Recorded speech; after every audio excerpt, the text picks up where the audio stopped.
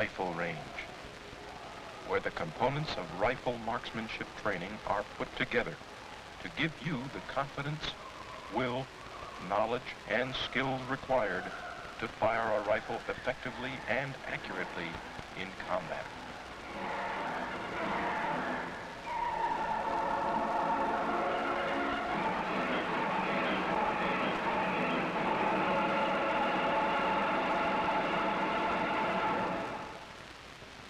During the next 24-hour block of instruction, you will learn what is known as the integrated act of shooting. Very simply, the integrated act of shooting consists of two things. One, aiming the weapon, and two, holding the weapon steady. Aiming is further subdivided into two elements. One being sight alignment, and two being placement of the aiming point.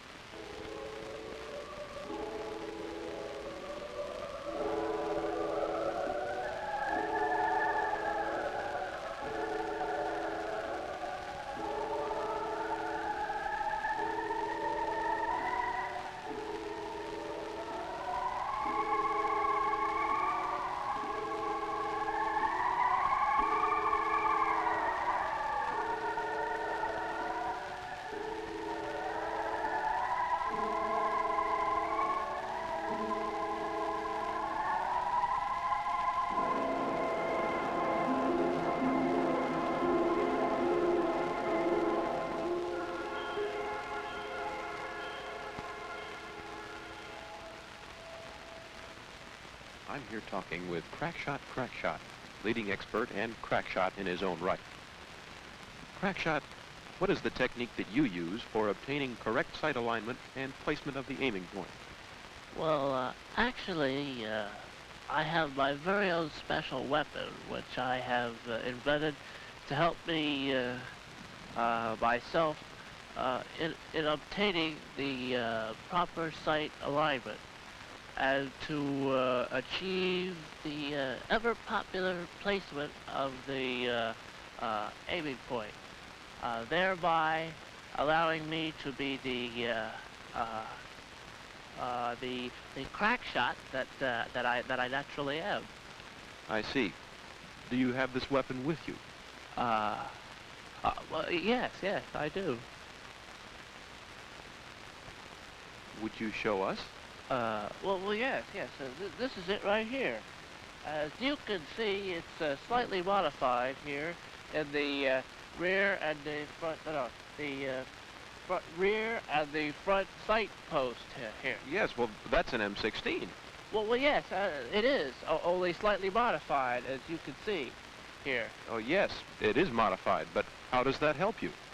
Well, what I do is I take the front and the rear sight post here, and to be assured of a direct hit is to align them in such a manner as to put this in the center of this, thereby allowing me to... What Crackshot is trying to explain here is that correct sight alignment is obtained when the front sight post appears to be in the center of the rear sight aperture.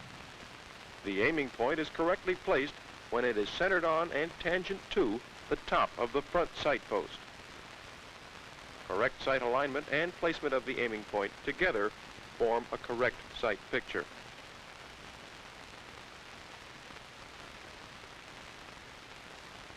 Applying these techniques properly, then, the rifleman would successfully engage targets at various ranges.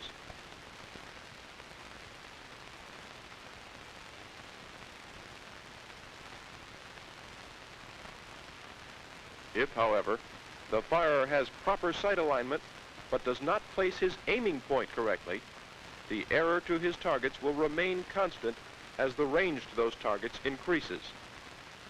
If the aiming point is properly placed but the firer's sight alignment is incorrect, the rifleman's error to his targets increases as the range to those targets increases.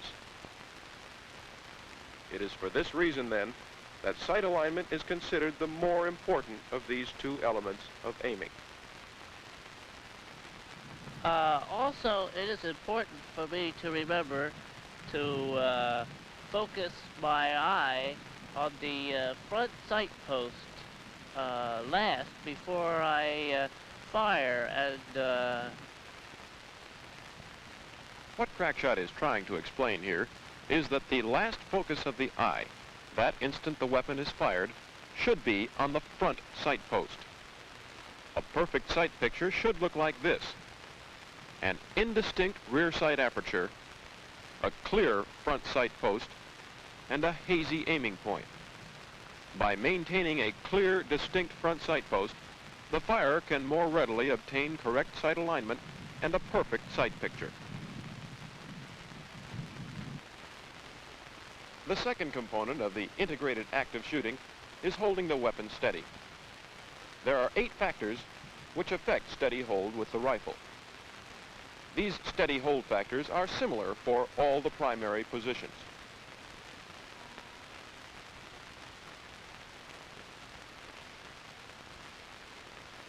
Standing,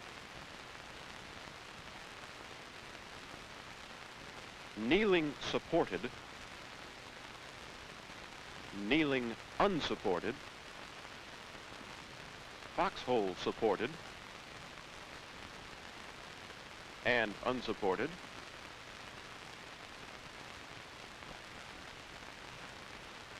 and of course the ever popular prone supported and unsupported.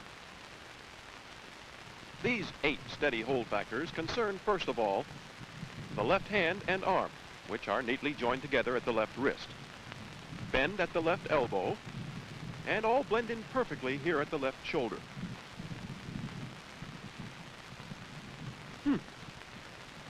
Well, anyway, here's how it should look.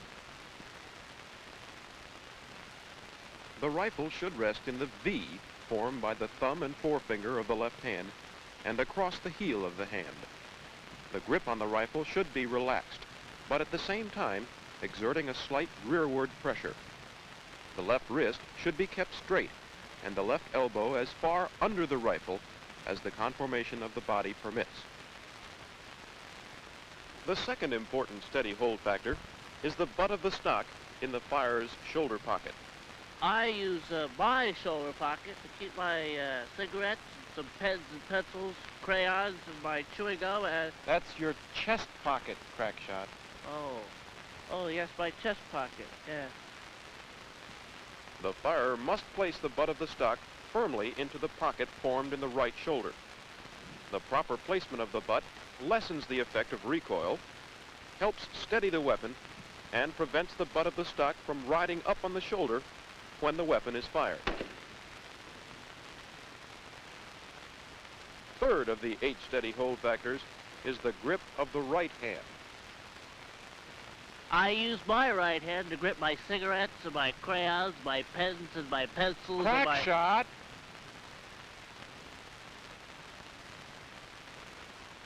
The pistol grip rests in the V formed by the thumb and forefinger of the right hand. The forefinger is placed on the trigger so that a slight amount of daylight can be seen between the side of the receiver and the forefinger. The remaining fingers are wrapped tightly around the pistol grip. Apply a slight rearward pressure with the right hand to keep the butt of the stock in the pocket of the shoulder. Keep the pressure firm enough to provide for minimum recoil effect. Which brings us to the often used, little talked of, right elbow. The right elbow provides balance to the firer's position. The correct position helps to form the shoulder pocket for the butt of the stock, but the exact location of the right elbow will vary in each firing position. The 5th important steady hold factor is the firer's stock weld. The firm contact between the firer's cheek and the stock is called the stock weld. The stock weld has 2 important functions. First, to keep my chewing gum in, First, by placing his cheek against the same spot on the stock each time a round is fired, the firer keeps his eye in the same relationship with the rear sight, therefore assuring a consistent sight picture. Secondly, by placing the cheek firmly against the stock, the weapon and the firer's head recoil together, reducing the amount of time required to recover and aim between shots. The firer should try to control any body movement that will affect the weapon, and for this reason should learn to hold his breath for a few seconds while aiming and firing. The sixth steady hold factor, then, would be to take a normal breath, release part of it, and hold the remainder. Holding your breath for a period of more than 10 seconds, however, could cause muscular tension and trembling, and for longer periods, severe headaches, brain damage, and eventually permanent death. Relaxation is the seventh steady hold factor. The firer must learn to relax as much as possible in any firing position. If the firer finds that he cannot relax in a certain firing position, he should adjust that position to eliminate the cause of strain. Certain firing positions must be adjusted to the firer's particular body conformation.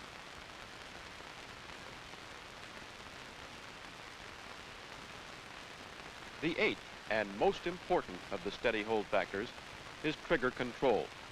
And without its proper application, the other marksmanship skills are practically useless.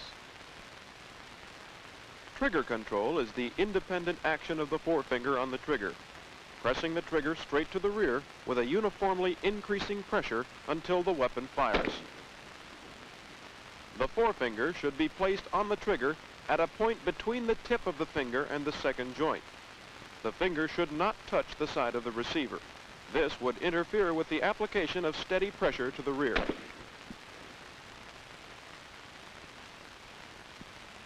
The majority of shooting errors stem directly or indirectly from the improper application of this technique. Failure to hit the target may be caused by the firer jerking the trigger. Correctly applied trigger control will prevent the firer from knowing exactly when the rifle will fire and reduce the firer's tendency to flinch. Now you might be able to get a good sight fixer and apply the factors of steady hold, but if you're afraid of the rifle when you fire, you won't be able to apply proper trigger control.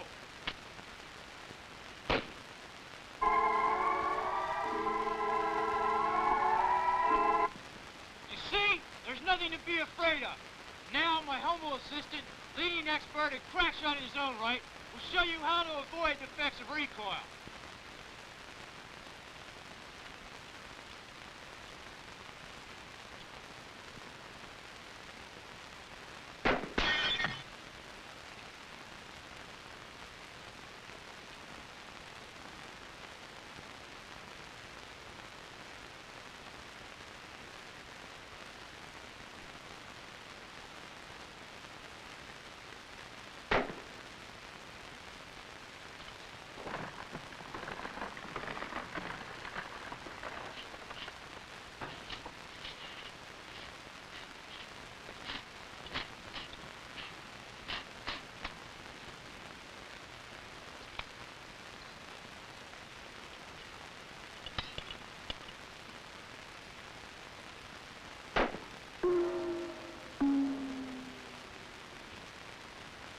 Didn't feel a thing, did you, crack shot? Actually, I didn't feel a thing.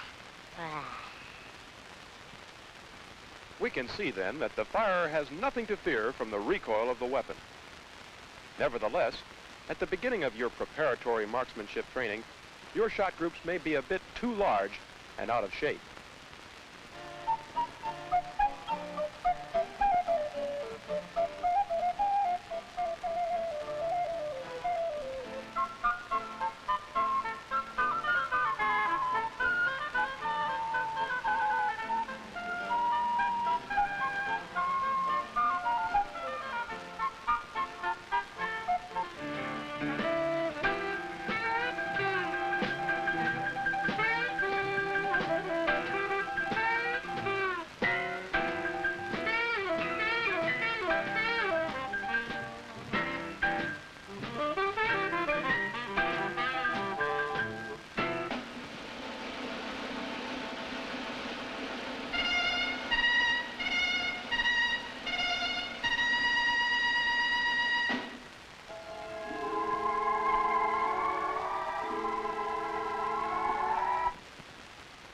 failure to get a good shot group may be caused by errors in aiming or by violating one of the 8 steady hold factors.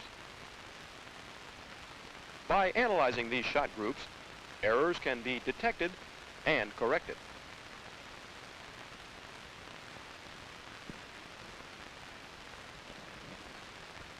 Follow-through is used in every sport. In rifle marksmanship, if the principles of follow-through are applied, the firer can detect errors which were present when the rifle was fired. By holding the sight picture for just a moment after the weapon fires, the firer can see the error, analyze it, and have a basis for correcting it. Proper follow-through consists of continuing to press the trigger to the rear, concentrating on the front sight post, and holding your breath. All this just a moment after the weapon fires. Closely related to follow-through is the process known as calling the shot. When the firer calls the shot, he indicates that point on the target at which his rifle was aimed the instant the round was fired.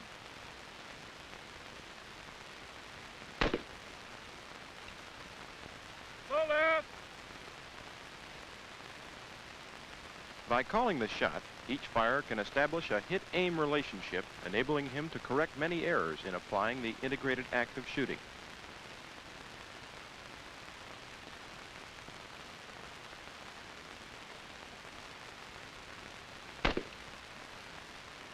Right!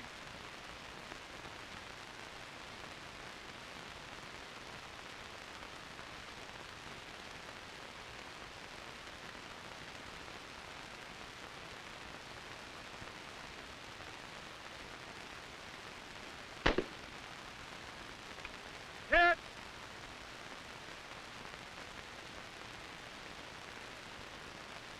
To help in detecting and analyzing shooting errors, the firing data card is used. The firing data card provides the instructor and the firer with a record of calls, hits, and firing positions used.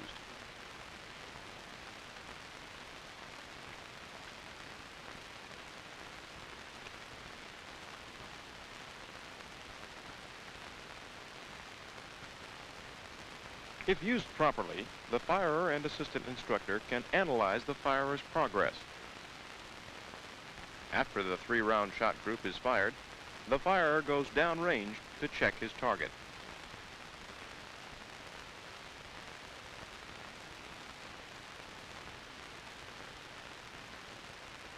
By comparing the hit target with the call target, the firer and assistant instructor can often detect errors committed in the integrated act of shooting.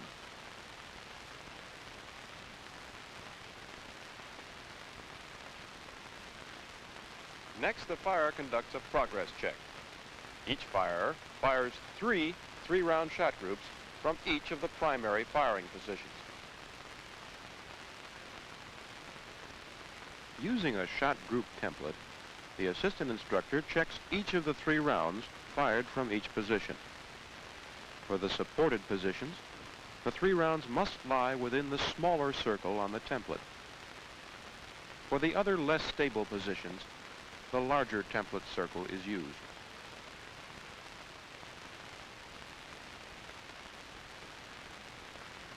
Once the soldier has demonstrated his ability to fire tight 3-round shot groups, it is then only a matter of adjusting the sights on the rifle to place the strike of the bullet where the firer wants it.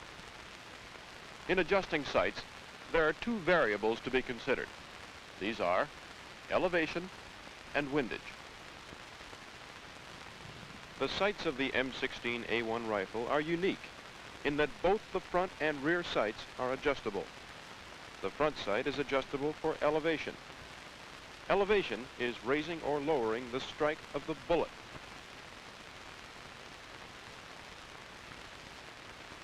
To raise the elevation, rotate the front sight post with a cartridge or other sharp object in the direction of the arrow. Rotating the sight 1 click will raise the strike of the bullet 1/2 of one of the squares on the target. 2 clicks will raise the strike of the bullet 1 whole square. To lower the strike of the bullet, just rotate the sight post the desired number of clicks in the opposite direction of the arrow.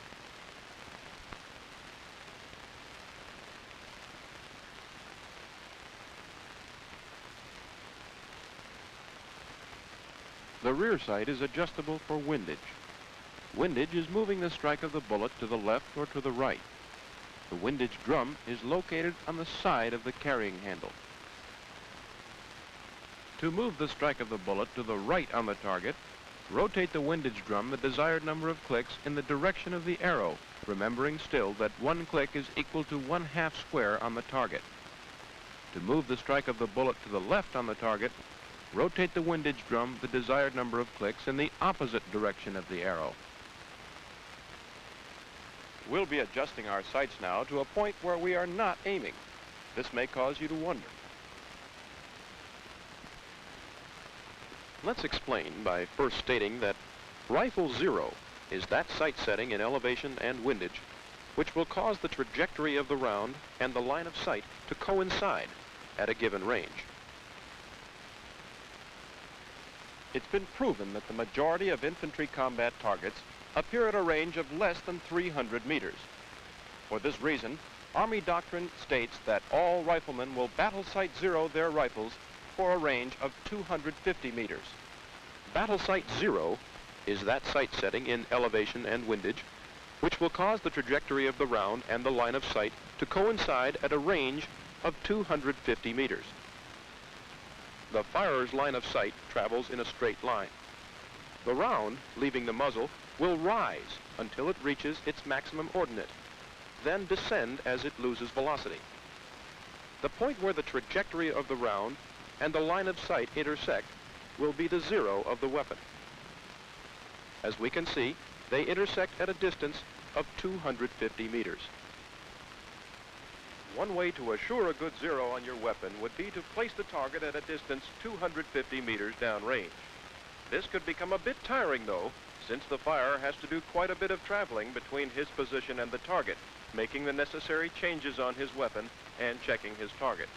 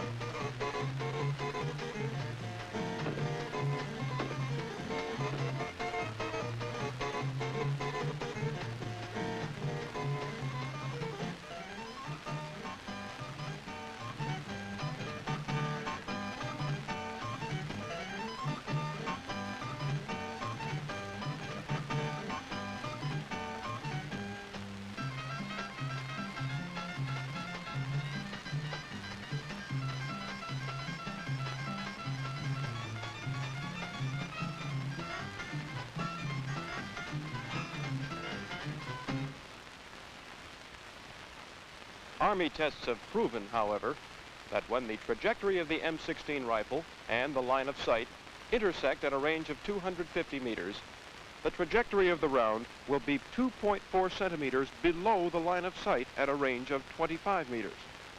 For this reason, a black X is placed on the 25-meter target exactly 2.4 centimeters below the point of aim.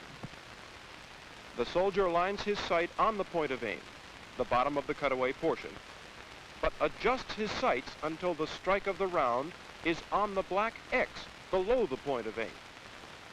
The line of sight and the trajectory of the round will then intersect at a range of 250 meters.